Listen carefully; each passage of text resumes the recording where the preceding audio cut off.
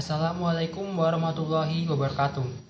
Perkenalkan, saya Abdul Karim dari Prodi Manajemen Universitas Mula Warman. Di video kali ini saya akan membahas materi tentang ejaan bahasa Indonesia. Bahasa Indonesia telah kita gunakan dalam berbicara di kehidupan sehari-hari. Namun, apakah kalian tahu apa arti ejaan itu? Dalam Kamus Besar Bahasa Indonesia, ejaan adalah kaidah-kaidah cara menggambarkan bunyi dalam bentuk khusus, serta penggunaan tanda baca dalam tatanan wacana, di mana umumnya bahasan ejaan meliputi pemakaian huruf vokal dan konsonan, pemakaian huruf kapital dan kursif, penulisan kosakata dan bentukan kata, penulisan unsur serapan, aplikasi dan kosakata asing, dan penempatan dan penggunaan tanda baca. Lalu, apakah fungsi ejaan tersebut? Fungsi ejaan yang pertama adalah sebagai landasan pembakuan tata bahasa, yang kedua sebagai landasan pembakuan kosakata dan peristilahan, dan yang ketiga alat penyaring masuknya unsur-unsur bahasa lain ke dalam bahasa Indonesia.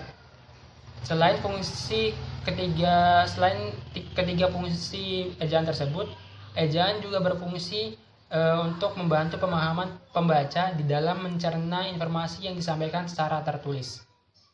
Sejarah ejaan di Indonesia dibagi menjadi 4. Ini yang pertama, ejaan Opsizen.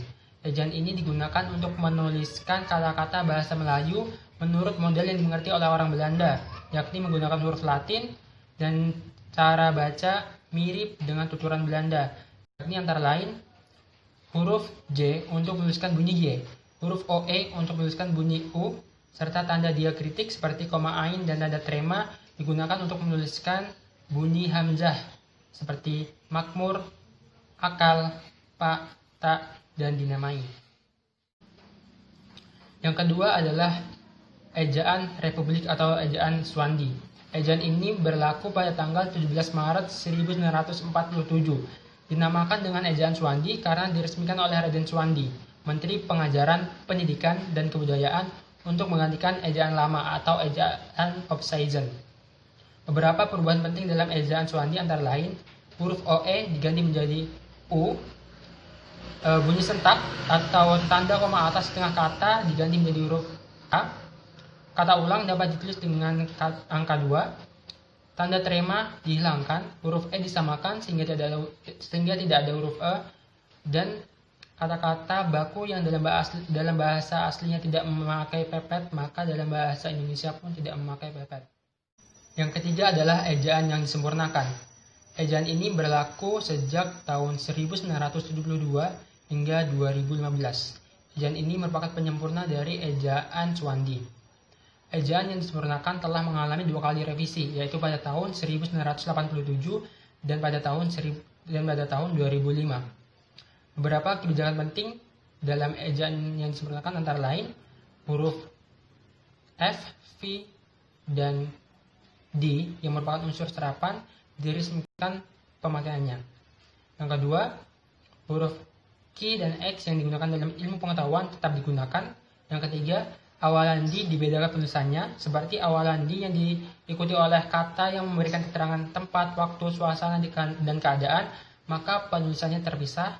Namun jika awalan D diikuti oleh kata yang tidak menunjukkan keterangan waktu, tempat, suasana, maupun keadaan, maka penulisannya digabung.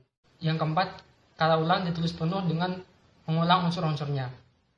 Secara umum, hal-hal yang diatur dalam EYD adalah 1. Penulisan huruf termasuk huruf kapital dan huruf miring.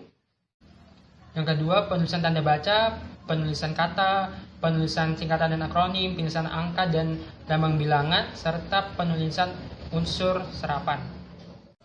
Yang keempat adalah ejaan bahasa Indonesia. Ejaan bahasa Indonesia adalah penggambaran bunyi bahasa seperti kata, kalimat, dan sebagainya dengan kaidah tulisan atau huruf yang distandarisasikan dan mempunyai makna.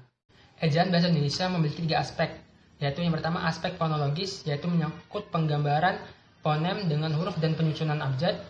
Yang kedua aspek morfologis, yaitu menyangkut penggambaran satuan-satuan morfesis. Dan yang ketiga aspek sintaksis, yaitu menyangkut penanda ujaran berupa tanda baca. Demikian yang dapat saya sampaikan mengenai materi bahasa Indonesia, yaitu tentang ejaan bahasa Indonesia. Kurang lebihnya saya mohon maaf. Wabillahi taufiq wal hidayah. Wassalamualaikum warahmatullahi wabarakatuh.